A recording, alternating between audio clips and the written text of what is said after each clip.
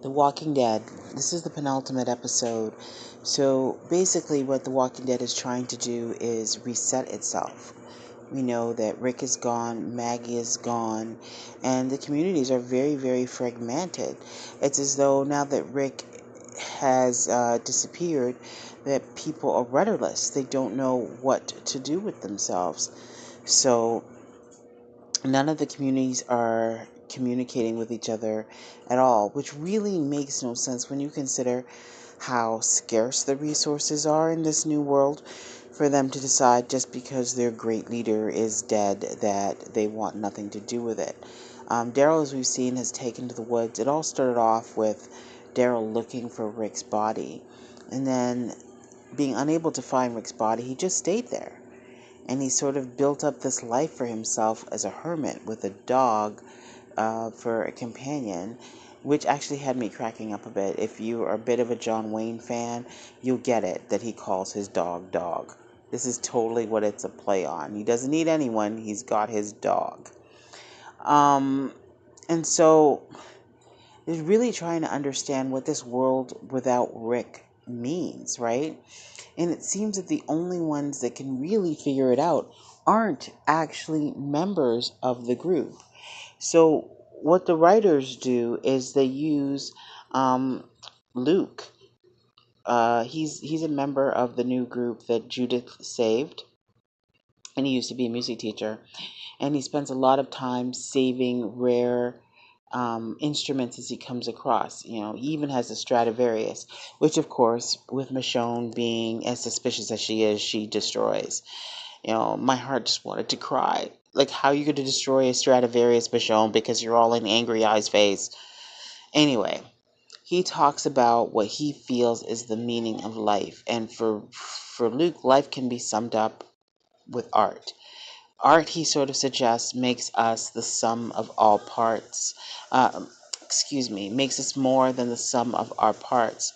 So when we are being creative for the sake of being creative, we are really just living, right? When it's no longer simply about the utility of day-to-day survival, making sure you have enough food, making sure the gates are open and the community is running well. When you have time in your society to create art, you've reached a different kind of level. And more than that, for Luke, art symbolizes hope, which is something that I think it's fair to say that many of the characters at this point of Walking Dead have lost. You can see it in Daryl's chosen lifestyle. You can see it in the fact that Michonne has gone back to angry eyes and she's really tight-lipped and buttoned up and not trusting anyone. The fact that Maggie is gone, although we know really the reason why Maggie's gone. It's because, well, they couldn't re-sign the actress. But that is supposed to be another reminder of just how far apart they really are. And then you juxtapose this to the Whispers, who are creepy. You know, they live amongst the zombies and they're united. And it's because they're united that they're so strong. It's why Tara is running in Rosita is running in fear throughout the woods. It's, you know, they are really going to pose a problem because of their unity of purpose and their unity of ideal, which all these disparate groups do not have right now. So I think this episode is really talking to us about what does it mean to live in this post-apocalyptic world. And we see Jesus and Aaron, who are secretly trying to keep the lines of communication. Did I say Jesus? Jesus. Excuse me. Jesus and Aaron, who are secretly trying to keep the lines of communication open by meeting and training together, even though no one knows. I actually think that there's more to it than that. I think the training is because basically they're the only two gay men left in the Walking Dead world. Let's just be honest about this fact. And the writers just don't know what to do with this. You know, they don't know how to have them really talk to each other. They're the only two that could potentially understand each other. But rather than having these two like do real talk, what they're doing is having them do training. Um, and this is the way The Walking Dead deals with marginalized characters. They don't talk about issues of their marginalizations. They just sort of coexist with each other, and I actually find that to be um, pretty much a sad thing. So yeah, what is going to give these people back their hope? Because hope is what they're going to need to be able to fight the threat that's coming, right? So Michonne at first wasn't going to go all the way to the hilltop because obviously uh, she has beef with Maggie.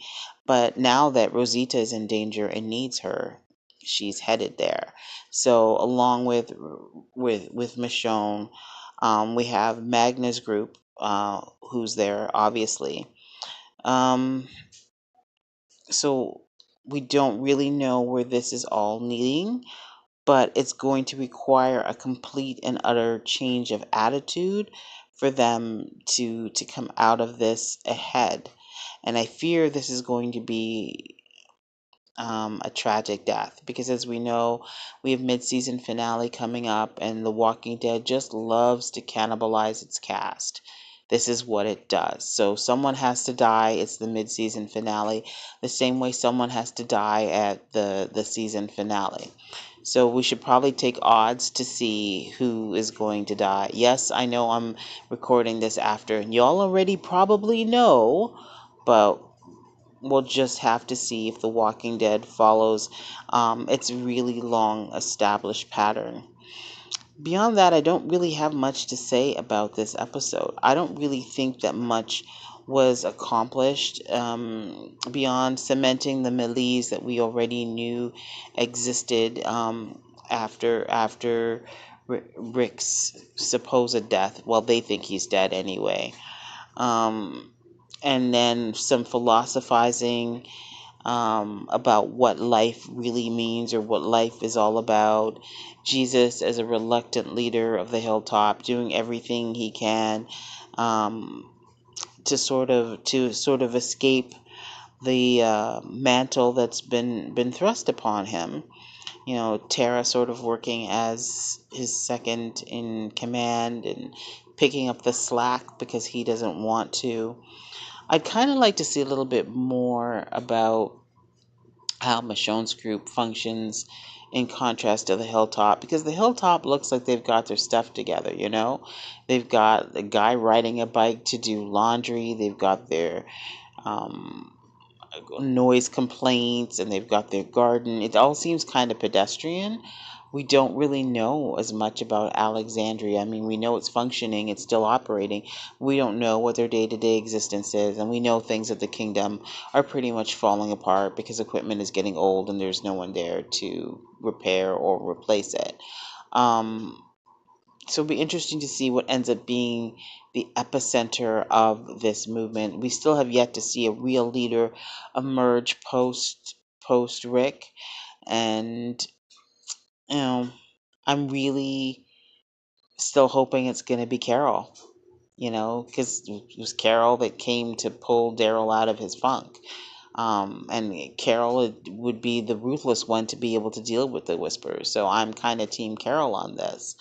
But also, Carol isn't the visionary type that sees the world, you know, the way a music teacher would. It'll be interesting. I do, however, think our little music teacher's on borrowed time because he's already the moral center of this show. And we know what happens when someone becomes the moral center. They die. So if he doesn't end up dying in the next episode, he'll be dying soon. His warrant's already been signed as far as I'm concerned. We'll see. Brave New World or not,